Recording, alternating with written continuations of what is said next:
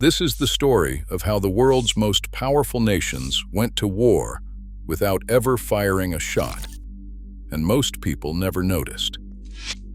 Over the past 2 decades, cyber warfare has quietly become the most active battlefield on the planet, costing more in economic damage than many conventional wars, reshaping global power and putting civilian infrastructure directly in the crosshairs. We are going to walk through how this invisible conflict actually works, who the major players are, what they have pulled off, and how nations are trying to defend themselves. Every detail here is documented and sourced. Let's get into it. Before anything else makes sense, you need the origin story. The Pentagon formally recognized cyberspace as the 5th domain of warfare in 2010, placing it alongside land, sea, air, and space. But operations had been running for more than a decade before that label existed.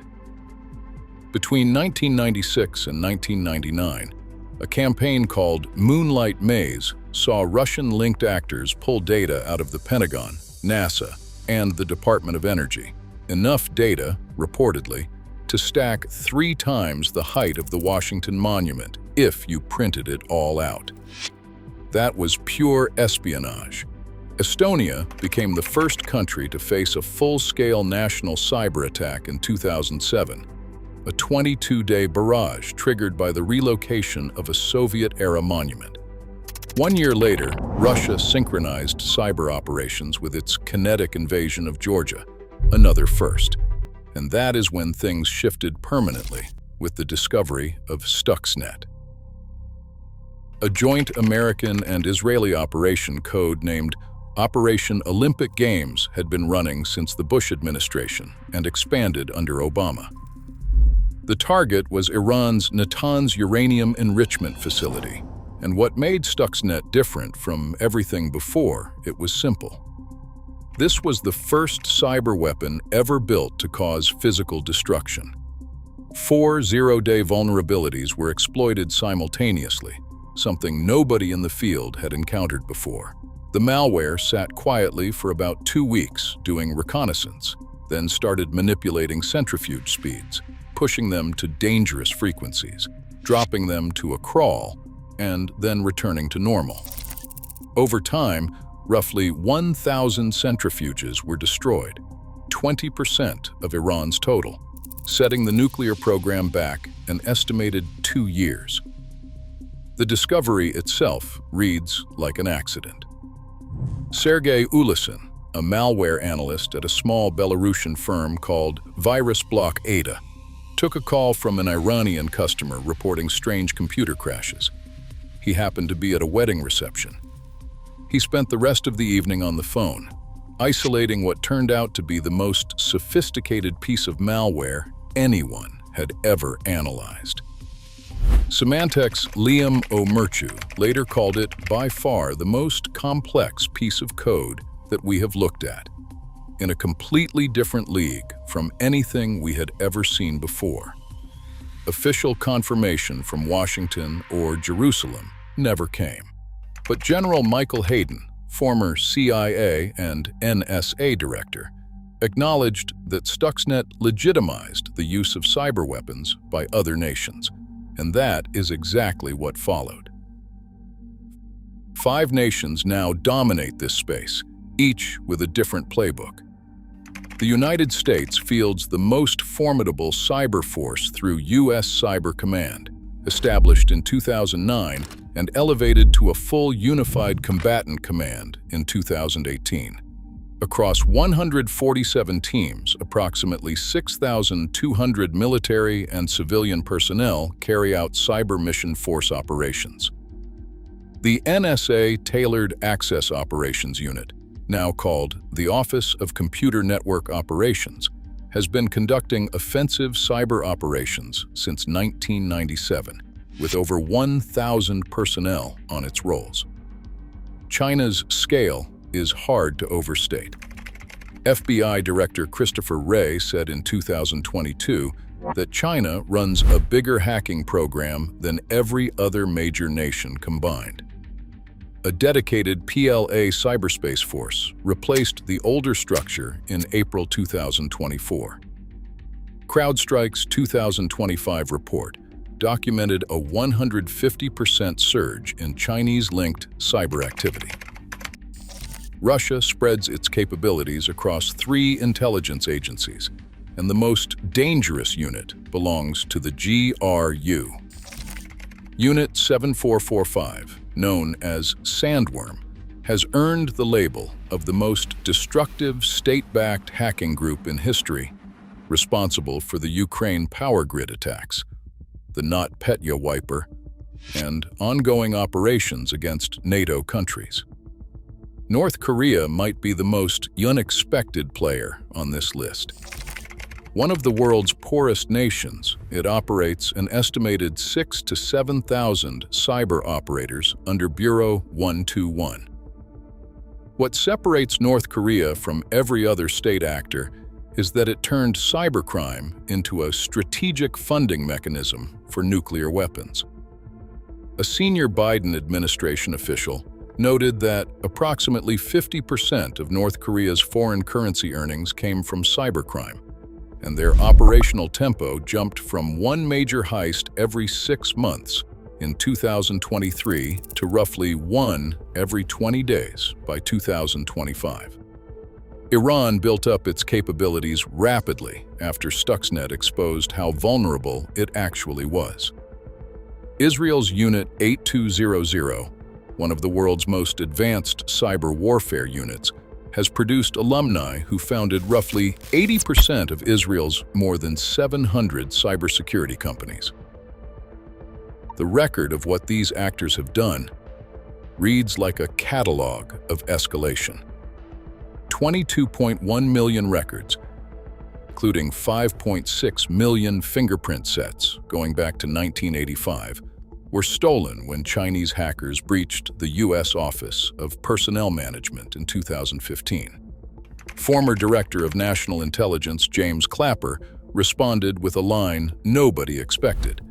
You have to kind of salute the Chinese for what they did. Later that same year, on December 23, 2015, Russia's Sandworm team pulled off the first confirmed cyber attack on a power grid, cutting electricity to 230,000 consumers in Ukraine. They hit again in 2016 with far more advanced malware. 2 separate Russian intelligence operations hacked the Democratic National Committee during the 2016 election cycle, stealing approximately 300 gigabytes of data and weaponizing it through WikiLeaks. That operation resulted in 12 GRU officers being indicted in July 2018. And then came 2017, the year that changed everything about how the world understood cyber warfare. In May, North Korea's Lazarus Group unleashed WannaCry, built on an NSA-developed exploit called Eternal Blue that a mysterious group called the Shadow Brokers had leaked weeks earlier. More than 200,000 computers across more than 150 countries were infected. A 22-year-old researcher named Marcus Hutchins found a kill switch by registering a domain name for $10.69, and that single act effectively neutralized the worm. 6 weeks later, on June 27th, Russia launched NotPetya, and nothing in the history of cyber operations comes close to the damage it caused. Disguised as ransomware, it was actually a wiper built purely for destruction, with no working decryption mechanism. $10 billion in total damage, a figure that approaches the $13 billion it costs to build a Ford-class aircraft carrier. When it reached Maersk, the world's largest shipping company, every single domain controller across their global network was destroyed. The only surviving copy sat in a small office in Accra, Ghana, where a power outage had knocked the server offline before NotPetya could reach it. That one hard drive became the seed for rebuilding the entire company's infrastructure. The attacks kept escalating from there.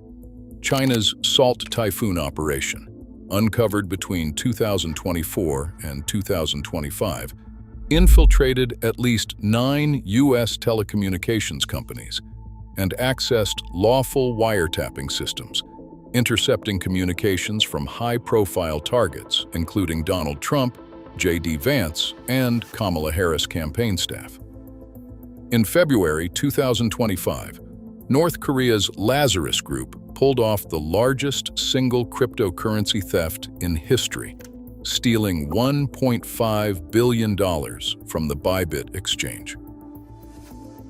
Defending against all of this has forced a rethinking of military strategy from the ground up. The old American model amounted to sitting behind your walls and waiting for an attack. The new doctrine, called Defend Forward, means operating on adversary networks to disrupt threats before they ever reach American systems. General Paul Nakasone, the former Cyber Command commander, framed it this way: "Our naval forces do not defend by staying in port, and our air power does not remain at airfields." The same logic applies in cyberspace. The Biden administration's 2023 National Cybersecurity Strategy tried to shift the burden of cybersecurity away from individual users and onto the largest, most capable organizations, including a push to move software liability toward developers. Under the Trump administration, the approach looked different.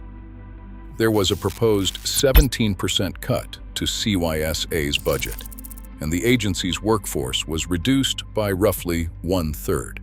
At the same time, there were signals of greater latitude for private sector offensive operations. NATO recognized cyberspace as a domain of operations at the 2016 Warsaw Summit, and it has stated that serious enough cyber activities could potentially trigger Article 5, the Collective Defense Clause. That said, Article 5 has never been invoked for a cyber attack, and the threshold stays deliberately vague. China's strategy may be the most alarming from a Western perspective. The Volt Typhoon operation is not espionage. Intelligence assessments indicate it amounts to pre-positioning, embedding inside American critical infrastructure to disrupt military logistics and communications during a potential Taiwan conflict. During a December 2024 meeting in Geneva, Chinese officials reportedly all but admitted responsibility, linking the operations directly to U.S. support for Taiwan. All of these strategies run into the same wall, which is that traditional deterrence simply does not translate to cyberspace. Nuclear deterrence during the Cold War worked because the weapons cost enormous sums. Attribution was effectively instantaneous, and the choice was binary. You either launched or you did not. Cyber weapons are cheap to build. Attribution takes months if it is achievable at all. Operations run continuously without any clear start or stop. There are no mushroom clouds in cyber war. That is why the move from deterrence to persistent engagement represents something genuinely new rather than a recycled Cold War framework. The pace continues to climb. Check Point recorded 1,925 weekly attacks per organization in the first quarter of 2025, up 47% year over year. Artificial intelligence is reshaping both sides of the fight, with 1 in 6 breaches in 2025 involving attackers who used AI tools. Quantum computing looms further out as a threat that could break current encryption. Nation-states are already intercepting and storing encrypted data today, planning to decrypt it once that capability matures. Meanwhile, the private sector has become an unwilling participant in a conflict it never signed up for. From Maersk rebuilding from a single server in Ghana to Microsoft actively defending Ukraine's networks, Companies now absorb the impact of nation-state attacks without the legal frameworks, the intelligence access, or the resources to adequately protect themselves. The new Cold War is not approaching. It arrived years ago, fought at machine speed across every network on Earth, with civilian infrastructure serving as the primary battleground, and with no rules of engagement that any major power consistently follows. Former NSA Director Keith Alexander put it plainly at RSAC 2026. He said, "It already is warfare. We have to be the best because our nation is the most digitized in the world." The question is not whether this invisible conflict touches your life, because it already does. What remains unanswered is whether our institutions, our strategies, and our defenses can evolve fast enough to match threats that outpace the policies designed to contain them. If you found this useful, subscribing helps us keep covering these developments as they unfold. Thanks for watching.